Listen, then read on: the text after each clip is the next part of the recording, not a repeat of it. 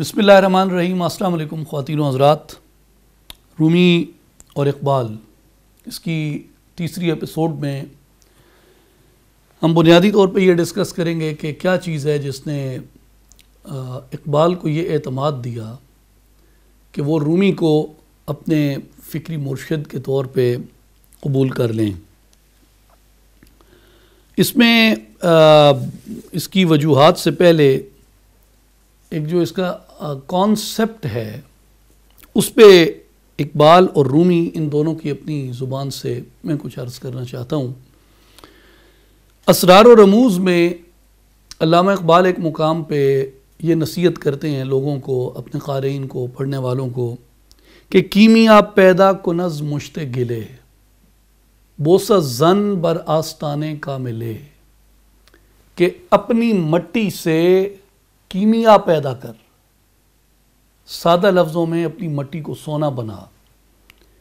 कीमिया पैदा कुनज़ मुश्ते गिले, अपनी मट्टी की खाक से कीमिया पैदा कर, बोसा जन बर आस्ताने कामिले, और किसी कामिल के आस्तान पे बोसा दे।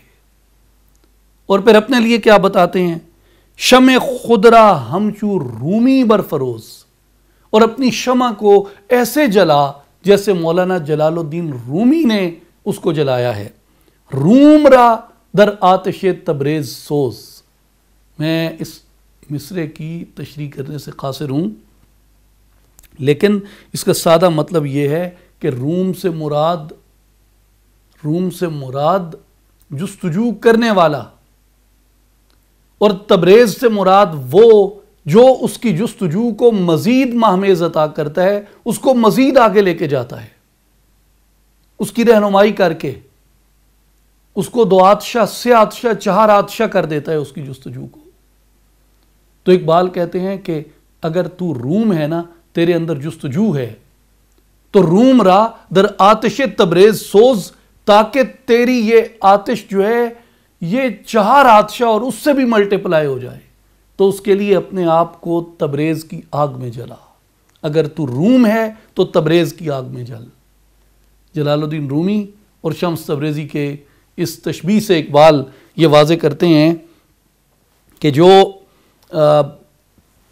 मुकाम चाहता है फ़िक्र के अंदर, इल्म के अंदर, और किसी नतीजे तक पहुँचना चाहता है, कोई बड़ी रहनुमाई देना चाहता है और अपनी मट्टी को सोने में बदलना चाहता है, तो उसके लिए उसे किसी कामिल के आस्तान पे बोसा देना पड़ता है, जिस तरह रूमी ने शम्स के आस्तान पे बोसा दिया। तो रूमी की फ़िक्र की वो शमा ऐसी रोशन हुई जो इक़बाल के नज़दीक 800 साल बाद भी सूरज की तरह चमकती है, और उसका शबाब आज भी नहीं ढला, उतनी ही जवान, उतनी ही तवाना और उतनी ही ताकतवर है। अब आइए इक़बाल के मुर्शिद मानवी मौलाना जलालुद्दीन रूमी की तरफ। रूमी ने मसनवी शरीफ के दफ्तर अव्वल में ये सारी रोशनी इसी फ़िक्र पे डाली है जिस पे इक़बाल उकसाते हैं। रूमी कहते हैं, पीर रा बगुज़ी के बे पीरी सफ़र, हस्त बे पीरा फ़तो खौफ़ो ख़तर, के इस रास्ते में अगर चलना है तो कोई राहबर कामिल पकड़। इस रास्ते में अगर चलना है तो कोई राहबर कामिल पकड़। हस्त बे पी राफ़तो खौफ़ो ख़तर, इसलिए कि राहबर कामिल के बग़ैर इस रास्ते में बड़ी आफतें हैं, इस रास्ते में बड़े खौफ हैं, इस रास्ते में बड़े ख़तरात हैं। आ रहे के बारहा तू रफ्तई, बेक़लावु ज़ंदरा आशुफ्तई। ऐसा रास्ता जहां से तू कई बार गुजरा है, तो वहां अगर तेरे साथ रहनुमा नहीं भी तो जा। आशुफ्तई, वहां तेरे लिए कोई मसला नहीं है। बस रहे रा के नरफ्ती तू मपेच, ही मरो तन्हा अज राहबर मपेच। रूमी फिर फरमाते हैं कि लेकिन वो रास्ता जिस रास्ते पे तू कभी नहीं गया, उस पे अकेला न जा, और उस पे अपने राहबर से मुंह मोड़ के न जा। मुराद क्या है कि उस राहबर एक कामिल की मईयत में जा, उस राहबर एक कामिल की रफ़ाकत में जा, ऐसे मुर्शिद की, ऐसे पीर की सोहबत में उस रास्ते को तू तय कर। ہی مپر اللہ کے باپ پر ہائے شیخ تاببینی اون و لشکر ہائے شیخ. وہ کہتے ہیں کہ ہاں اکیلا مت توڑ. یہ بات آگے ہم رومی اور اقبال کے جو مکالمہ ہے نا بال جبریل میں، اس میں بھی اسی بات پہ، اسی کانسیپٹ پہ اقبال نے ایک بہت خوبصورت بات کی ہے، وہ ہم آگے تفصیلاً اس میں پڑھیں گے. وہ کہتے ہیں کہ اکیلا نہ اڑ، اگر اڑنا ہے تو اپنے شیخ کے پروں پہ بیٹھ کے اڑ. تاببینی اون و لشکر ہائے شیخ، تاکہ تجھے شیخ کی مدد کا اور شیخ کی قوت و طاقت کا اندازہ ہو سکے. اب یہ ایک اینشینٹ گریک ایک پروورب کہی جاتی ہے کہ بونا زیادہ دور نہیں دیکھ سکتا، یعنی چھوٹا بونا جس کو کہتے ہیں، وہ بونا زیادہ دور نہیں دیکھ سکتا، لیکن اگر بونا دیو کے کندھوں پہ کھڑا ہو جائے تو بونا بہت دور تک دیکھ سکتا ہے. تو جو اینشینٹ گریک فلاسفرز تھے یا اینشینٹ گریک وزڈم جو تھی وہ یہ کہتی تھی کہ جو فلسفہ ہے یہ دیو ہے اور انسان بونا ہے. اگر یہ بونا انسان اس دیو یعنی فلسفے کے کندھوں پہ کھڑا ہو جائے تو بہت زیادہ دور تک دیکھ سکتا ہے. اسی مثال کو صوفیاء اس طریقے سے کہتے ہیں کہ جو سالک ہے، یہ جو ڈھونڈنے والا ہے، یہ جو طالب ہے، وہ بالکل اس بونے کی مثل ہے، اور جو شیخ یا پیر ہوتا ہے وہ اس دیو کی مثل ہے جس کے کندھے پہ کھڑے ہو کے وہ سالک محفوظ بھی ہوتا ہے اور زیادہ دور تک دیکھ بھی سکتا ہے. پھر کہتے ہیں نئے قلاوز است نئے رہ داندو یوسفا کم رو سوئے آن گرگ خو. وہ کہتے ہیں کہ اگر قلاوز نہیں ہے اور تو راستے کو بھی نہیں جانتا، قلاوز کہتے ہیں راہبر کو، مرشد کو، پیر کو، رہنمائی اور دستگیری کرنے والے کو، کہ اگر وہ رہنما نہیں ہے تیرے پاس تو اس راہ میں مت جا اے یوسف. کم رو سوئے آن گرگ خو، اس راستے کے اندر تو بڑے گرگ خو ہیں، درندے ہیں، بھیڑیے ہیں اے یوسف، اس لیے اکیلا اس راستے کے اندر مت جا بلکہ کسی راہبر کو ساتھ لے کے جا. اور پھر رومی اپنے بارے میں کہتے ہیں کہ من قلاوزم دری راہے من رہنمائم ہم راحت باشم رفیق، رہنمائم ہم راحت باشم رفیق من قلاوزم دری راہ دقیق. رومی فرماتے ہیں کہ رہنمائم میں رہنما ہوں، ہم راحت باشم رفیق میں اس راستے میں تیری ہمراہی کروں گا، تیری رفاقت کروں گا اور تجھے راستہ بتاؤں گا. من قلاوزم دری راہ دقیق، یہ جو نشیب و فراز کا مشکل گھاٹیوں کا راستہ ہے، میں اس کی دقتوں سے آشنا ہوں، اس لیے میں تیری راہبری کروں گا. تو یہ وہ بنیادی تصور ہے جو اسرار و رموز میں اقبال دیتے ہیں. اس کی اصل انسپریشن جو ہے وہ مولانا رومی کے وہ مثنوی ہے اقبال کے لیے. تو اقبال نے اس لیے اپنا جو راہبر بنایا یا اپنا جو مرشد چنا وہ انہوں نے مولانا رومی کو اور مولانا رومی کی مثنوی کو چنا. اس پہ کئی باتیں کہی گئیں، مختلف اقبال شناسوں نے مختلف اس کے تجزیے کیے.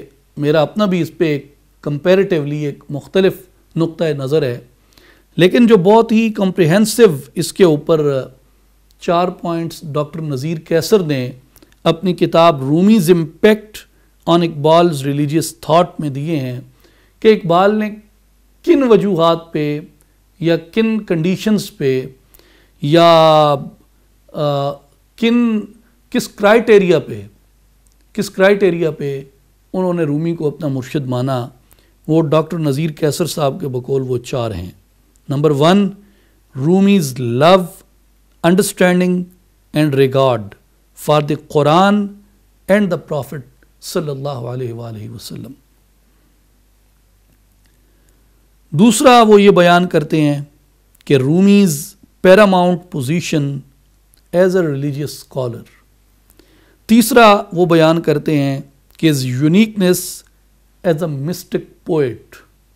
اور چوتھا وہ بیان کرتے ہیں کہ his supremacy as an original philosopher.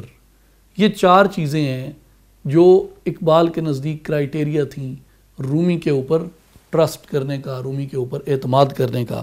لیکن جیسے ہم نے پچھلے ایپیسوڈ میں اس بارے میں بات کی کہ اقبال نے جاوید نامہ میں اسرار خودی میں یہ لکھا ہے کہ مجھے تھرو انٹیوشن رومی سے یہ رہنمائی ملی یا یہ انسپریشن ملی. تو میں تو اس بات پہ فرملی بلیو کرتا ہوں کہ ایسا ہونا عین ممکن ہے. اور پھر اقبال کی جس طرح کے لوگوں سے صحبت تھی، سنگت تھی، خاص طور پہ ان کے جو والد محترم شیخ نور محمد تھے، ان کی صحبت کے اور ان کے حلقہ احباب کے جو لوگ تھے، اس میں کوئی شک نہیں ہونا چاہیے کہ یہ ایک ایسا علم ہے جو ایگزسٹ کرتا ہے. اور اس اعتبار سے بھی اقبال کو رومی سے ایسی انسپریشن اور ایسی رہنمائی ملی ہو جس وجہ سے اقبال نے رومی پہ اس طرح کا اعتماد کیا ہے. اب تاریخ میں ہم بہت زیادہ تفصیل سے نہیں جاتے، بزرگان دین کے اس طرح کے بہت سے واقعات ملتے ہیں اور بہت لوگوں کا اس طرح کا اسپرچول ایکسپیرینس ہوتا ہے جس سے وہ یہ رہنمائی حاصل کرتے ہیں. بہرحال یہ وہ مین وجوہات میں اگر ہم کنکلوڈ کریں تو ایک وہی چیز کہ رومی کی جو لو تھی، محبت، اس کا فہم اور اس کا احترام، اس کی کشش قرآن کی طرف اور سید دو عالم خاتم النبیین صلی اللہ علیہ وآلہ وسلم کی ذات اقدس کی طرف، اور بطور ایک ریلیجیس اسکالر کے رومی جتنی بلندی پہ اور جتنی عظمت پہ کھڑا ہے، یہ اگر آپ مثنوی نہیں پڑھے تو آپ کو اندازہ نہیں ہو سکتا کہ مثنوی کتنے علوم کا مجموعہ ہے. مولانا جامی نے، امام عبد الرحمن جامی نے ایسے ہوا میں نہیں یہ تیر چلایا تھا کہ مثنوی مولوی مانوی ہست قرآن در زبان پہلوی، کہ یہ جو رومی کی مثنوی مانوی ہے یہ اصل میں فارسی زبان میں قرآن ہے. تو جتنے علوم قرآن مجید نے بیان کیے ہیں، رومی نے قرآن کے فیض سے وہ علوم اپنی مثنوی میں سموئے ہیں.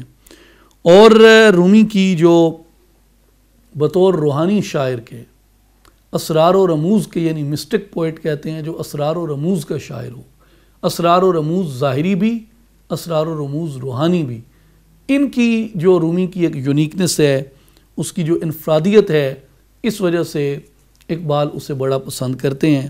اور بطور ایک اوریجنل فلاسفر کے جو رومی کی جو قداوری ہے، یہ وہ چند چیزیں ہیں. اور پلس اس میں جو اقبال کا اپنا ایک اسپرچول ایکسپیرینس رہا رومی کے ساتھ، یہ وہ سب چیزیں ہیں جو اقبال کو اس چیز کے اوپر لے کے آئیں کہ رومی وہ پرفیکٹ شیخ ہے، وہ مینٹور ہے جو اقبال کو قدم بقدم لے کے چل سکتا ہے. اب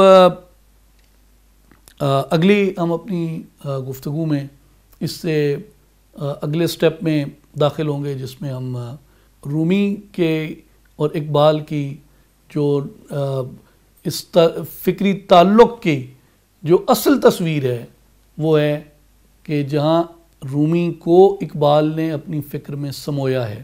ہم یہ جانیں گے کہ اقبال نے رومی کو اپنی فکر میں کیسے سمویا اور کیسے انہوں نے رومی سے یہ رہنمائی حاصل کی. یہ ہم 3 نظمیں بنیادی طور پہ ڈسکس کریں گے.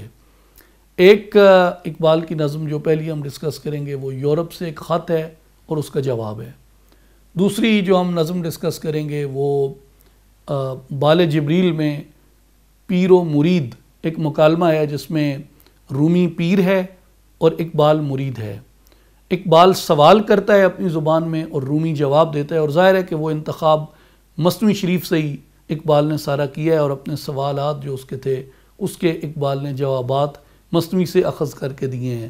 تو وہ مکالمہ ہے بڑا خوبصورت، یعنی اقبال سوال کرتا ہے اور رومی جواب دیتا ہے. اس کے پوری نظم تو بہت طویل ہے لیکن منتخب اشعار کی ہم بات کریں گے.